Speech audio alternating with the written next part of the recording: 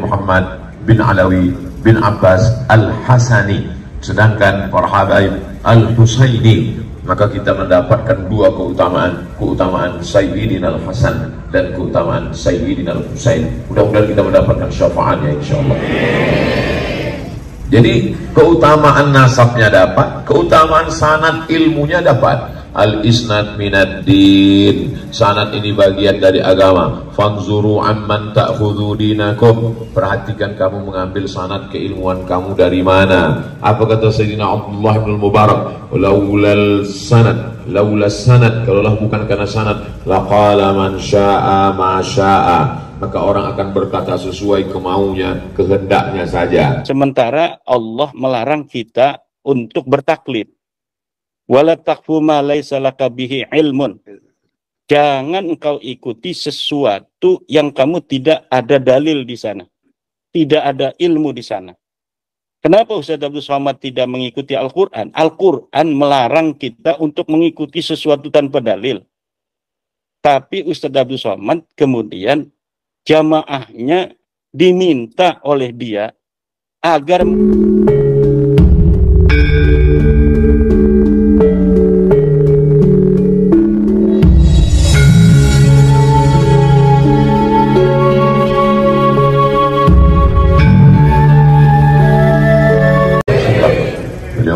seorang anak Sayyidatu Nisa'i Ahlil Jannah, Sayyidatuna Fatimatus Zahra. Sayyidatuna Fatimatus Zahra mempunyai Sayyidina Al-Hasan, Sayyidina Al-Husain. Innal Hasan wal Husain Sayyida Syababi Ahlil Jannah. Lalu kemudian Sayyidina Al-Husain memiliki seorang anak Sayyidina Ali Zainal Abidin. Sayyidina Ali Zainal Abidin memiliki seorang punya anak bernama Sayyidina Muhammad Al-Baqir. Lalu kemudian mulai ke seorang anak Sayyidina Ja'far Shadiq. Sayyidina Ja'far Shadiq mempunyai bapak orang anak. Di antaranya adalah Sayyidina Musa Al-Kazim, kemudian Sayyidina Ismail, kemudian Sayyidina Ali Al-Uraidi. Ali Al-Uraidi memiliki seorang anak Muhammad An-Naqib. Lalu memiliki ke bawah seorang anak bernama Musa Ar-Rumi, Isa Ar-Rumi. Lalu kemudian Isa Ar-Rumi mempunyai seorang anak Ahmad bin Isa Al-Muhajir. Hajara yuhajiru, muhajirun, muhajir karena dia hijrah dari Irak menuju sebuah negeri yang disebut Tarim, Hadramaut. Lalu memiliki seorang anak bernama Ubaidullah. Ubaidullah memiliki keturunan-keturunan. Itulah dia di antara keturunan Al-Attas, As-Saggab, Al-Haddad, Al-Jifri, bin Shihab, Barakbah, bin Syekh Abi Bakar, Sadatul Ba'alawi, Sadatul Alawiyin, nafa'anallahu bitulu umurihim wa husni adabihim wa lutfihim insyaallah. Jadi keutamaan adik-adik sekalian belajar dengan para habaib adalah yang pertama di antaranya adalah memiliki keutamaan nasab. Kalau keutamaan ilmu bisa hilang, orang pikun ilmunya hilang. Tapi kalau keutamaan nasab, sampai hari kiamat, sampai ketemu Nabi Muhammad SAW di surga Jannatul Firdaus, tidak akan ketemu. Jadi adik-adik yang selama ini sudah belajar, orang biasanya kalau belajar tiap hari ketemu, tiap hari belajar, tiap hari ta'lim, tiap hari ta'allum, tiap hari tabarruk, merasa nikmat ini biasa-biasa saja. Tapi bagi Al-Faqir Abdul Somad yang jauh dari Riau, jauh dari Sumatera, di tempat kami tidak begitu banyak bisa belajar kepada para habaib, maka bisa duduk satu majelis dengan zuriat Rasulullah SAW adalah keutamaan. Ini kelebihan adik-adik semua dipilih oleh Allah Subhanahu wa Ta'ala untuk melanjutkan risalah ini. Abdu 'alaiha bin nawajiz, man ya'ish ba'di, siapa yang hidup sesudah aku, fasayara ikhtilafan katsira. Di akhir dunia sudah tua ini banyak sekali ikhtilaf, khilafiyat, tapi insyaallah kalau berada di bawah naungan para habaib. Apa kata Nabi sallallahu alaihi wasallam? Taraktu fikum amraini, kutinggalkan pada kamu dua perkara. In tamassaktum bihima, kalau kamu berpegang kepada keduanya, lam tadillu abada, tidak akan sesat. Yang pertama kitab Allah Al-Quran, yang kedua wa itrata ahli baiti, keturunan zuriat Nabi Muhammad sallallahu alaihi wasallam. Ini keutamaan yang pertama, keutamaan nasab. Yang kedua adalah keutamaan sanad. Yang pertama tadi nasab, yang kedua sanad. Kamu baca kitab ini dari mana? Saya baca dalam Sahih Al-Bukhari.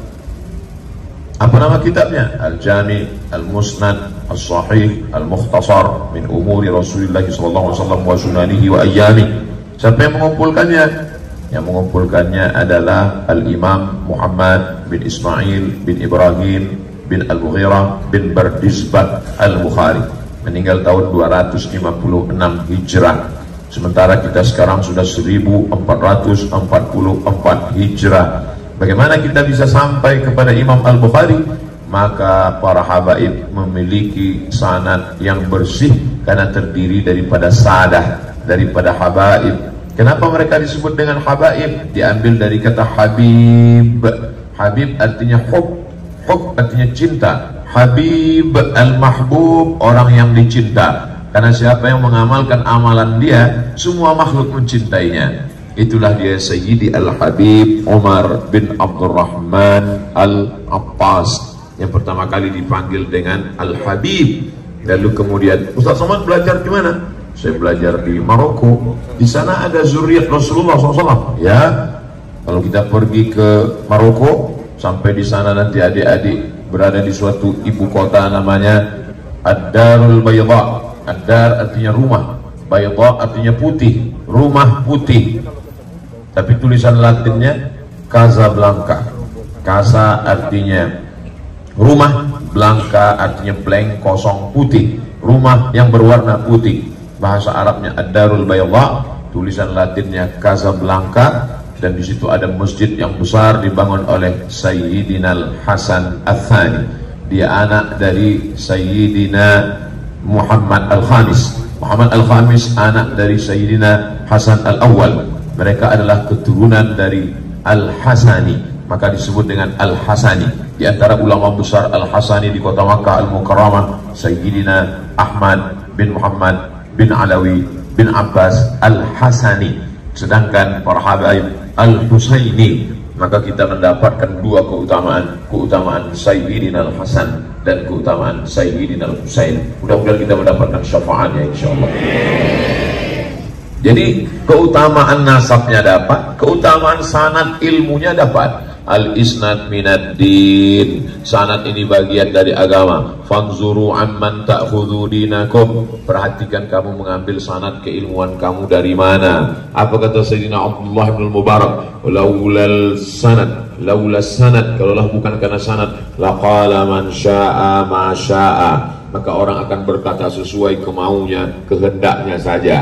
Kita belajar ilmu ini dari mana? Dari para guru-guru kita sampai kepada Imam Al-Bukhari. Imam Al-Bukhari mengambil ilmu ini dari siapa? Dari gurunya namanya Abdullah bin Maslamah. Abdullah bin Maslamah dapat dari siapa? Dari Imam Malik bin Anas. Imam Malik bin Anas dari siapa? Dari gurunya namanya Abu Zinad. Abu Zinad dari siapa? Dari Al-A'raj. Al-A'raj dari siapa? Dari Abu Hurairah. Abu Hurairah dari siapa? Dari Sayyidina Maulana Muhammad sallallahu alaihi wasallam. Man bassata rida'ahu, siapa yang mau membentangkan ridaknya di atas pasir ini, hatta ulqiya maqalati hadha, sampai aku menyampaikan hadis-hadisku ini, fala yansa ma sami'a minni abada, maka dia tidak akan melupakan apa yang dia dengar dari mulutku sampai hari kiamat insyaallah. Maka keutamaan isnad dan nasab inilah yang kita pelajari pada para habaib. Ini tidak ada dalam agama lain. Yang pertama isnad, yang pertama nasab, yang kedua adalah isnad. Orang lain tidak punya nasab, paling banyak menghafal Sayyidina Muhammad SAW bin Abdullah bin Abdul Muttalib bin Hashim bin Abi Manaf bin Qusay, sampai kepada Sayyidina Adnan, sampai kepada Sayyidina Ismail, sampai kepada Sayyidina Ibrahim alaihissalam. Sedangkan orang lain kalau ditanya, apalagi zaman sekarang, nama bapaknya pun dia tidak tahu. Kamu anak siapa? Anak tabung. Tidak jelas lagi. Maka adik-adik diberikan keutamaan. Yang pertama nasab, yang kedua sanad, yang ketiga i'rab. I'rab. Lah ini tolong ada dalilnya. Jangan jadikan masyarakat bodoh hanya untuk bertaklid. Sementara Allah melarang kita untuk bertaklid. Wala taqfu ma laisa laka bihi ilmun. Jangan engkau ikuti sesuatu yang kamu tidak ada dalil di sana. Tidak ada ilmu di sana. Kenapa Ustaz Abdul Somad tidak mengikuti Al-Quran? Al-Quran melarang kita untuk mengikuti sesuatu tanpa dalil. Tapi Ustaz Abdul Somad kemudian jamaahnya diminta oleh dia agar mengikuti bahwa Habib itu adalah cucu Nabi tanpa ada dalil. Dia mengenai sholat segala macam ada dalilnya, hadisnya begini, prek-prek dihafal oleh dia itu hadis-hadisnya. Hanya menghafal saja. Tidak pernah mengutip dari kitab Anu, kemudian dibacakan kitabnya. Tidak ada. Hadis-hadis itu orang yang tidak bisa baca kitab kuning pun, kalau ada jabar jernya itu bisa membacanya. Maka seorang ulama, itu bukan hanya dia yang bisa menghafal hadis-hadis, dan menghafal ayat Al-Quran, tetapi dia yang memahami Al-Quran dan memahami Al-Hadis untuk menjadi sebuah way of life bagi umat Islam dalam menghadapi tantangan setiap masa. Yang bisa untuk menafsirkan Al-Quran, kemudian memberikan jawaban tantangan setiap masa adalah ulama-ulama yang rasikhin. Ulama-ulama yang dia memahami Al-Quran secara dalam, gitu. Bukan hanya tekstual, hafalan. Imam Al-Ghazali ini sangat mencela orang-orang yang beriman hanya dengan contekan, kemudian menerima kebenaran tanpa verifikasi. Lihat dalam kitab Al-Munqidh Minadh Dhalal umpamanya.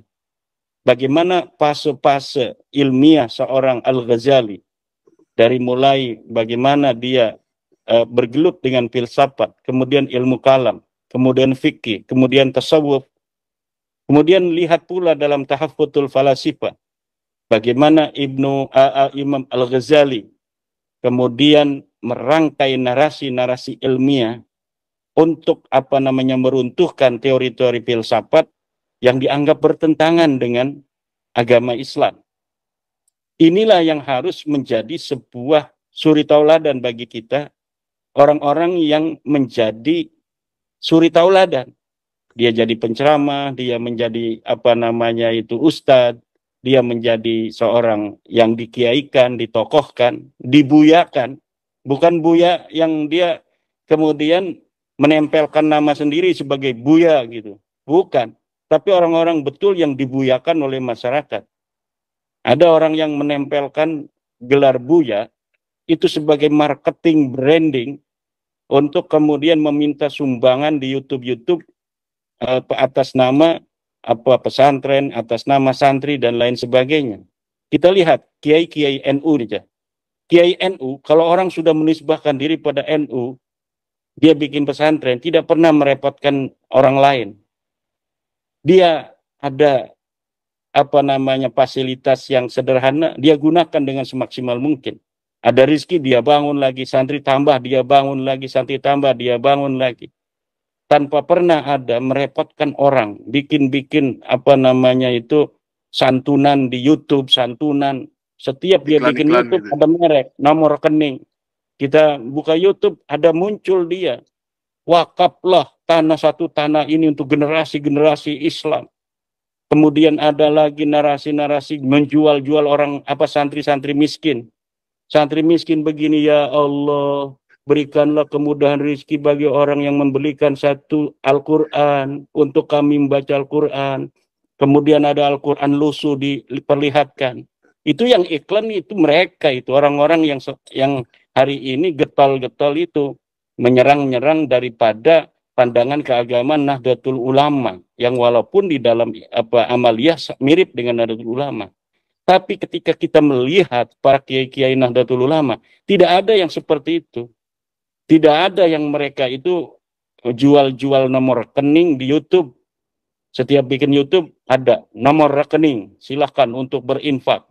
Untuk anak-anak santri kami, anak asuh. Jadilah orang tua asuh santri kami. Nggak ada yang begitu di Nahdlatul Ulama itu. Semuanya berjalan begitu alamiah.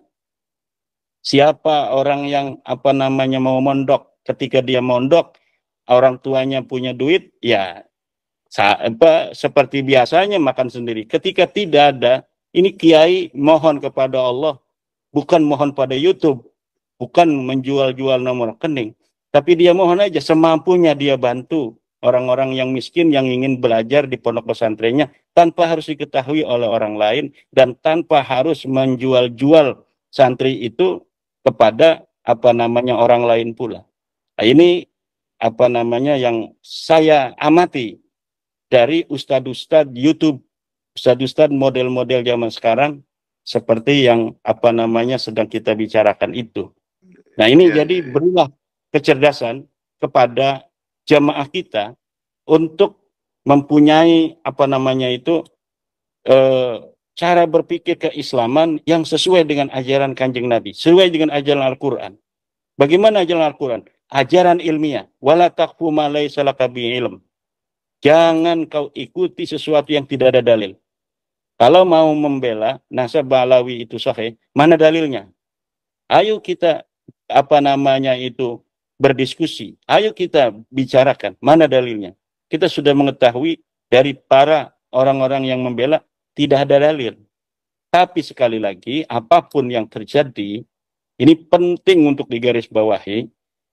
Apa yang kami lakukan itu adalah hanya sekedar kami ingin katakan bahwa pengakuan Anda sebagai cucu Nabi tidak terbukti. Anda bukan cucu Nabi. Ya. Tapi itu bukan karena kami membenci Anda. Tapi karena kami ingin memberitahu kepada Anda sesuai dengan ilmu, sesuai dengan kajian ilmiah, bahwa Anda tidak terbukti sebagai cucu Nabi. Itu saja. Selanjutnya terserah Anda. Anda masih mau mengakui, ya silahkan saja. Jangan marah-marah. Ya kan? Nah, demikian, Kang Mas Rifki. Ya. Ya, saya jadi ingat tentang kalamnya Imam Malik yang kalau ketahuan ada cucu palsu yang mengaku sebagai istri Nabi, kemudian itu diviralkan dan dipukuli begitu. Itu kan artinya dapat hukuman. Begitu kan. Itu kan artinya Imam Malik kan memperbolehkan bahkan menyarankan untuk memverifikasi setiap pengakuan kan begitu ya, termasuk terhadap. Iya. Tetapi saya namanya itu qaul ya. Nah, qaul ulama boleh kita ikuti, boleh tidak, kecuali yang ada dalil yang lebih kuat daripada qaul itu. Saya kira sah-sah saja Imam Malik untuk mengatakan itu. Bahwa orang yang mengaku sebagai cucu daripada Nabi Muhammad SAW kemudian tidak terbukti, itu harus diviralkan. Dan harus dipukulin. Saya setuju sampai diviralkan. Tapi saya tidak setuju sampai dipukulin. Nah, tidak ada itu. Nah, jadi kita akan batasi sampai diviralkan dan kita akan menjaga tidak adanya orang-orang yang menghakimi orang yang mengaku cucu Nabi sehingga itu harus dipukulin dan sebagainya. Kalau mereka sebelum ini itu yang dilakukan oleh mereka.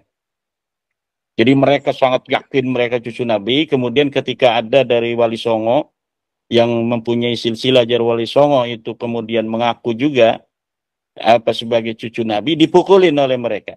Itu ada preseden itu, tetapi bagi kami itu tidak. Karena itu hanya ucapan Imam Malik, tidak ada dalil dari Al-Qur'annya, tidak ada dalil dari Al-Hadisnya. Perkataan Imam Malik adalah perkataan ulama yang boleh diikuti, tetapi juga bagi yang mau tidak mengikuti itu tidak menjadi permasalahan. Karena itu hanya sebatas pendapat seorang ulama. Setiap ucapan seseorang bisa diterima dan bisa ditolak, kecuali ucapan baginda Nabi besar Muhammad sallallahu alaihi wasallam. Ya, silakan Mas Gus Lutfi. Seingat saya, yang Mas Rifki barusan katakan itu mengenai ucapan Imam Malik, itu pernah dikatakan oleh Habib Bahar Smith ketika di pengadilan, ditanyakan oleh hakim, kenapa kok kamu memukuli orang ini gitu. Dijawab pakai ucapannya Imam Malik tadi. Seingat saya begitu. Ya, ya, ya.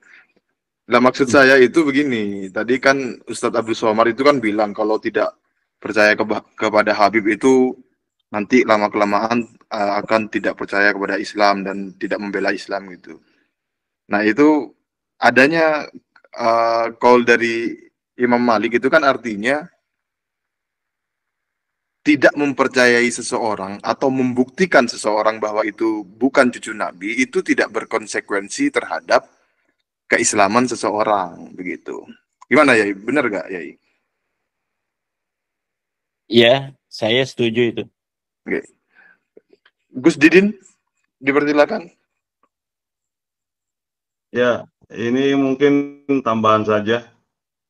Setahu saya, Ustadz Abdul Somad itu sudah Profesor Doktor Abdul Somad Batubara LC DSE PhD. Jadi gelarnya itu luar biasa, Gus Rifki. Beliau tentunya seorang akademisi sejati. Nah, setahu saya beliau juga itu wakil ketua Dewan Fatwa Pengurus Besar Al-Wasliyah, wakil ketua Majelis Ifta juga pernah. Artinya beliau itu positioningnya adalah Dewan Fatwa. Nah, ini tadi memperkuat mungkin dari yang sudah kita tahu gitu. Ini kan Habib itu seperti dibuat satu istilah untuk diksinya tadi yang kata Gus Rifki, Habib itu adalah cucu Nabi. Semua cucu Nabi namanya Habib. Padahal orang Indonesia atau umat Islam di Indonesia selain Habib, yang sebelumnya dikenal sebagai cucu Nabi itu ada Sayyid dan Syarif. Ini kita diposisikan harus merubah bahwa yang namanya cucu Nabi itu Habib gitu. Nah, saya kira ini yang pertama. Kalau Profesor Dr. Ustadz Abdul Somad ini mau mencerdaskan kita semua, tentunya minimal beliau bisa menjawab dulu tesisnya Kiai Imad gitu tuh prosesnya terkait dengan tesis nasab. Baru beliau yang kalau saya lihat di sini sebagai Dewan Fatwa, tentunya kata-katanya ini menjadi fatwa gitu. Atau sebaliknya, apakah mungkin seorang UAS kalau mengatakan sesuatu di medsos itu hanya sekedar memenuhi permintaan sebagai influencer gitu. Jadi misalnya diminta untuk melakukan pembelaan terhadap Habib, maka beliau keluarkan pendapat gitu. Saya kira kalau untuk UAS yang sudah kita anggap sebagai salah satu ulama di Indonesia, saya pribadi berharap beliau mengeluarkan kepiawaiannya dalam menganalisa masalah. Dulu beliau sering bikin misalnya kitab, ada masalah populer dengan Wahabi dulu dibahasnya 37 masalah populer Wahabi tanya jawab di situ. 99 pertanyaan seputar sholat, kemudian sekian dan sekian lagi tentang apa gitu. Nah, seharusnya UAS masuk lagi atau tampil sebagai penjawab problematika ini untuk saat ini. Misalnya menjawab 12 pertanyaan Kiai Imad. Nah, itu baru saya kira levelnya UAS.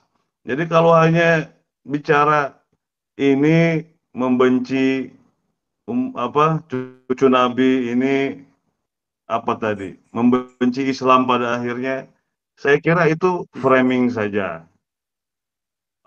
Yang kedua, UAS juga pernah mengatakan bahwa Rasulullah SAW itu mirip Habib Ali Al-Jufri. Nah, Iya, ini iya. saya sampai sekarang nih belum menemukan jawabannya ini, dari mana itu.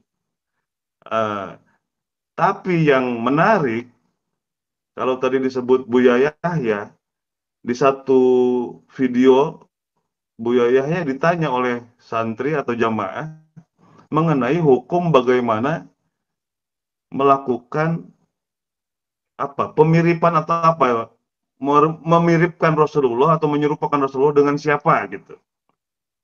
Nah, Buya Yahya itu menjawab, tidak boleh membanding-bandingkan atau memiripkan Rasulullah dengan siapapun. Bahkan Buya Yahya itu memberi contoh, cari Habib yang paling ganteng, katanya. Maka Rasulullah itu lebih di atasnya. Nah, di sini menarik. Kalau dalam konteks pembela Habib, kalau saat ini mungkin influencer jamaah, UAS mengatakan Rasulullah mirip dengan Habib Ali Al-Jufri. Sedangkan Buya Yahya mengatakan tidak boleh melakukan kemiripan-kemiripan seperti itu. Nah, ini saya melihatnya ya kalau hanya sekedar untuk membela Habib di saat yang sedang penting ini, mbok ya jangan jadi influencer gitu loh. Buya Yahya juga sama, mengatakan ini ilmu yang tidak penting, nggak ada kaitannya dengan agama. Lah kalau nggak ada kaitannya dengan agama, ngapain dilarang? Gitu.